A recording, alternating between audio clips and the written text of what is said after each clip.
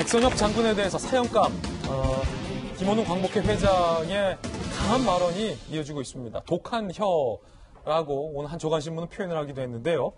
뭐라고 이번엔 얘기를 했을지 직접 들어보시죠. 6.25가 난 그날 네. 그 백선엽 장군이 이끌던 육군체 1사단이 안 나타났어요.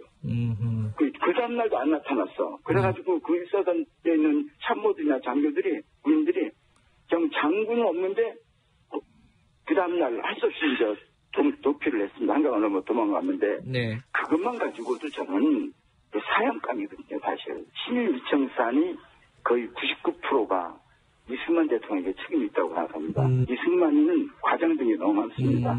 이승만이는 이완용보다 더 큰 역적이다. 자, 연일 이런 발언이 이어지고 있는 건데 이재명 기자, 거침이 없습니다. 백선엽 장군은 사형감, 이승만은 역적, 그리고 또 국가를 바꿔야 한다, 이 국가를. 이런 주장도 하고 있어요.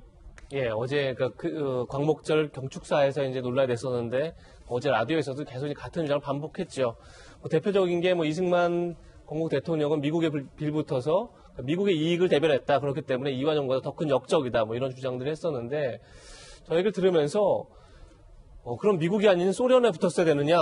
난 저는 그런 질문도 들고 또 하나는 그렇지 않다면 정말 당시에 우리가 외세의 영향을 받지 않는 자주 독립국가를 만들 수 있는 그런 내부적 역량을 갖췄다고 믿는 건지 그런 의문이 드는 거고 오히려 글쎄요 보는 시각이 다르겠지만 이승만 대통령을 두고 많은 사람들이 가장 큰 업적 중에 하나로 6.25 직후에 미국과 이제 한미 상호 방위 조약을 맺었죠. 그 조약을 바탕으로 해서 우리나라가 튼튼한 안보 속에 지금까지 경제 성장을 이룰 수 있었다 이렇게 얘기하는 사람들이 많이 있는데 과연 그런 것들을 다 무시하고 미국의 이익에 복무했다? 사실 근데 미국과도 한미 방위 조약을 체결할 과정 속에서 굉장한 미국이 압박을 했었죠. 그래서 미국도 굉장히 이승만 대통령을 껄끄러워했다 이런 얘기가 많았었는데 좀 사실과 다른 얘기들을 계속 하고 있는 게 큰 문제가 아닌가 싶고 또 백선엽 장군 얘기도 마찬가지입니다. 지금 조금 전에 주장을 들어보면 백 장군이 6.25 전쟁이 났을 때 마치 현장에 없어서 그리고 나서 또 1사단 당이었는데 당시에 그 군부대로 오지 않아서 복귀하지 않아서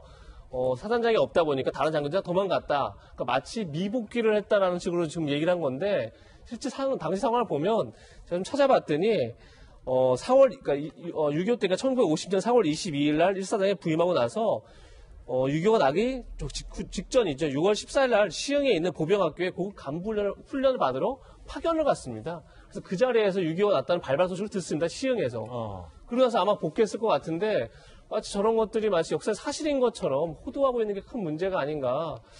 그래서 도대체 뭔가 친일 문제를 제기할 수 있죠. 얼마든지. 친일 문제가 깔끔하게 정리되지 않았다. 이런 문제를 제기할 수 있는데 뭔가 사실에 근거해서 뭔가 그런 문제를 제기해야 될 것 같은데 그냥 딱 이승만 대통령의 문제 그리고 백선엽 장군은 영웅이 아니다. 이런 딱 결론을 정해놓고 거기에 따라서 팩트를 좀 호도하고 있는 게 큰 문제가 아닌가 생각이 듭니다. 사실을 왜곡하는 단계에 있다라는 지적인데 박용진 의원님, 정작 본인의 과거가 좀 문제가 되고 있습니다. 독재 군부 정권에 연이어 몸담았던 것과 관련돼서 나는 생계형이었기 때문이다라고 해명을 했는데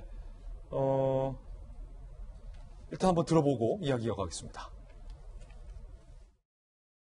이번에 지금 제가 친일청산을 강도 있게 주장하는 이유도 그런 옛날 공화당과 공채로 들어가서 거기서 비록 그것이 생계형이긴 하지만은 생계형이지만 그거에 대한 원조가 있기 때문에 더 원칙에 충실하겠다 하는 측면에서 하는 겁니다. 박용진 의원님, 독재 군부 정권에 몸담았던 게 나는 생계형이라 괜찮다. 나는 괜찮고 남은 안 된다. 이게 지금 논란인데 어떻게 보셨어요? 제 기억에 말이죠. 광복절에 8.15 광복절 기념사가 대통령 기념사보다 광복회장 기념사 이렇게 주목받고 사회적 논란을 일으킨 경우가 처음 아니에요? 최초죠, 최초. 저 별로 기억이 없습니다. 이전에 광복회 회장님들께서는 친일청산에 강력한 불만 이런 게 없으셨나? 그게 아닐걸요, 아마? 광복회가요, 독립운동을 하셨던, 헌신하셨던 분들과 유족 그리고 후손들로 구성되어 있는 단체 맞죠.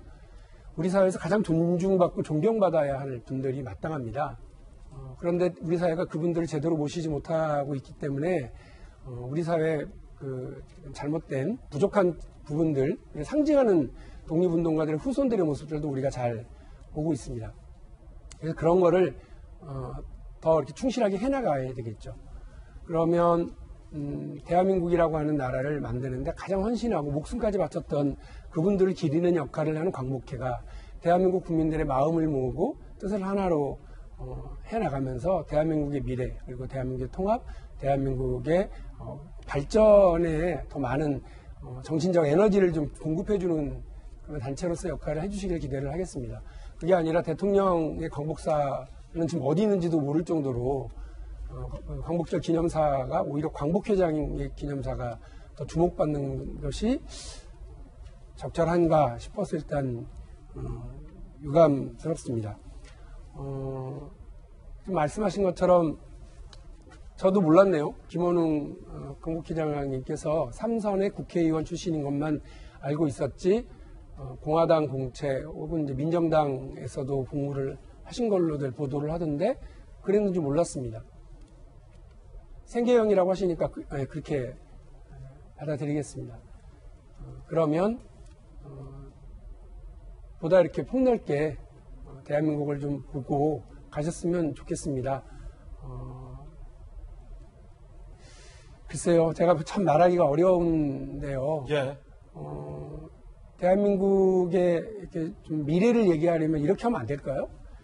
6.25 전쟁 때 연합군이 최대 치욕의 전투가 어디냐면요. 장진호 전투 아닙니까? 장진호 전투. 네, 미 해병대가 거의 괴멸 수준까지 갔었고요. 미 해병대 역사상 이런 치욕적인 패배가 없죠. 17,000명의 사상자가 발생을 했습니다. 예. 그 소총하고 수류탄 몇 개, 박격포 몇 개밖에 없는 중공군한테 포위돼가지고요. 세계 최강의 미군이 후퇴를 한 거예요. 근데 지금 보세요. 미 해병대가 그렇게 기록하는지.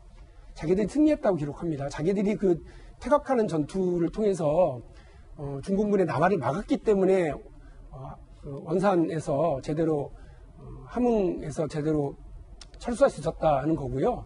그리고 6.25 전쟁에서 큰 반전을 이뤄냈다고 기록하고 있고요. 심지어 그 전투를 통해서 그 패배해서 퇴각하던 스미스 장군이 뭐라고 그랬느냐면요. 우리는 후퇴하는 게 아니라 다른 방향으로 진격 중이라고 얘기를 했거든요. 역사를 그렇게 기억했으면 좋겠습니다. 그리고 작은 성과가 있으면 크게 얘기해서 후손들에게 얘기하고요. 또 우리가 열강들에 의해서 독립된 나라가 아니라 10만 명이 넘는 목숨을 바쳐서 전투를 통해서 일본군들, 관동군을 만주 땅에다 묶어놓는 역할까지 했었기 때문에 연합군이 태평양 전쟁에서 이길 수 있었다고 그렇게 얘기해야 되는 거 아니겠습니까? 역사를 우리 후손들에게 보다 긍정적이고 승리의 관점으로 이야기할 수 있는 광복회가 되어주기를 다시 한번 부탁드리겠습니다. 자, 그런가 하면 김원웅 회장이 2년 전엔 박근혜 전 대통령보다 김정은이 낫다라고 발언을 한 사실도 다시 회자되고 있습니다.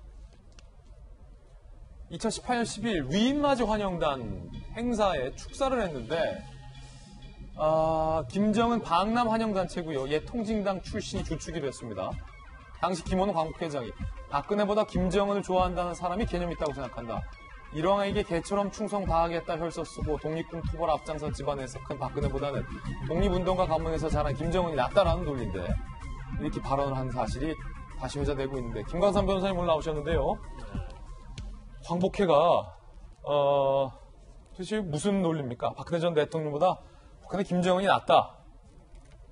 그러면 당시 6.25 전쟁으로부터 이승만이 아니라 뭐 김일성에 의해서 대한민국이 통일이 돼야 됐다라는 주장인 겁니까? 어떤 주장입니까? 뭐 어떻게 받아들여야 됩니까? 저는 이제 처음에 그 김현우 회장의 발언이 나왔을 때 저는 이제 저분을 잘 몰랐어요. 그래서 그냥 독립군 자손으로서 뭐 본인이 하고 싶은 말을 충분히 할 수 있겠다 생각했는데 과거를 보니까 전형적인 이제 정치인이더라고요. 정치인인데 광복회 회장이 됐기 때문에 본인이 아마 그날 사실 문재인 대통령까지 연설을 했음에도 불구하고 모든 게 다 묻혀버렸어요. 그리고 결과적으로 보면 광복회가 우리의 과거에 어떤 그런 걸 반성할 수 있죠. 그러면서 이제 미래지향적으로 어떻게 갈 것인지에 대해서 뭔가 의견을 제시하는 그런 자리가 됐으면 굉장히 좋았겠다고 생각하는데 결국 계속 친일 반일 이제 프레임으로 넘어가는 그런 상황이 온 거에 대해서 사실 국민의 한 사람으로서 정말 좀 저는 솔직히 말해서 가슴이 좀 아픕니다.